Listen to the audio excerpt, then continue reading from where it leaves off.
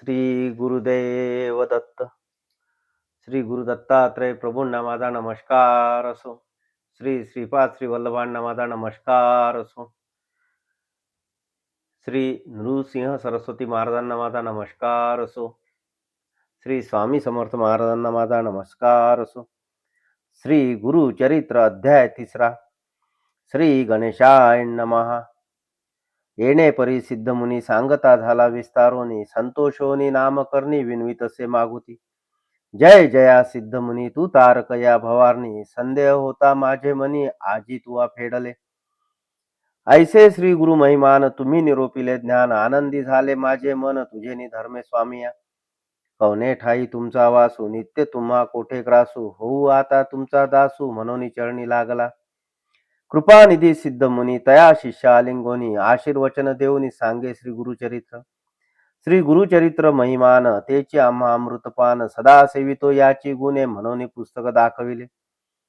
भुक्ती मुक्ती परमार्थ जे जे वांची मनी अर्थ, त्वरित होय साध्यंत गुरुचरित्र ऐकता.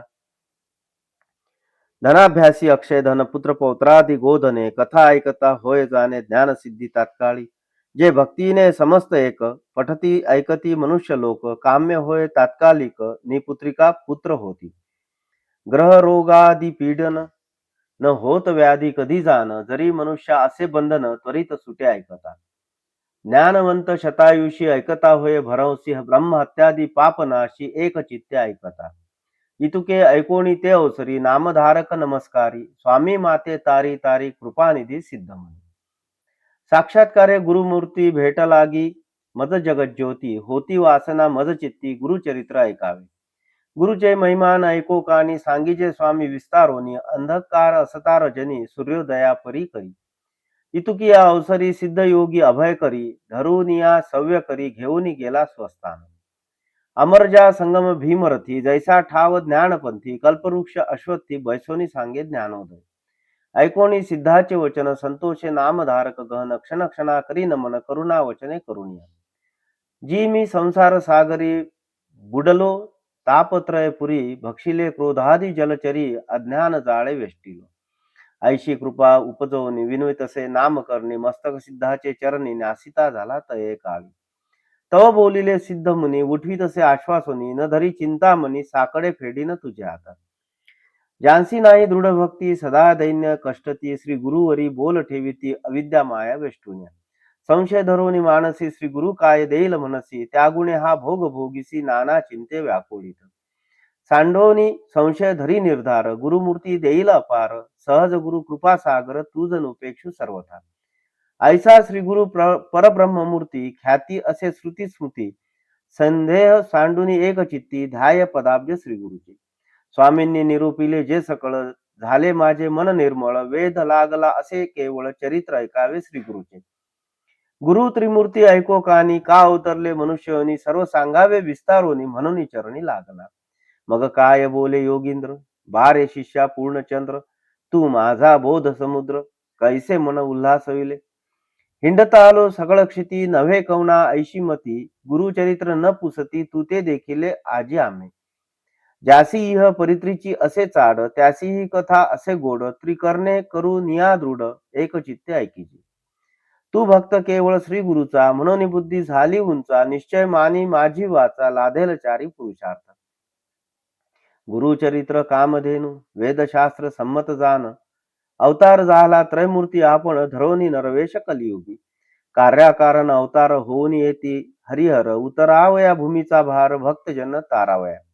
एका वेगळे एक नसती, कार्याकारण अवतार होती, भूमीचा भार फेडिती, प्रख्यात असे पुराणे.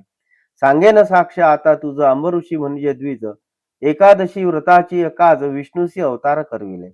द्विज करी एकादशी व्रत, पूजा करी अभ्यागत, निश्चय करी दृढ व्रत, हरिचिंतन सर्व काळ.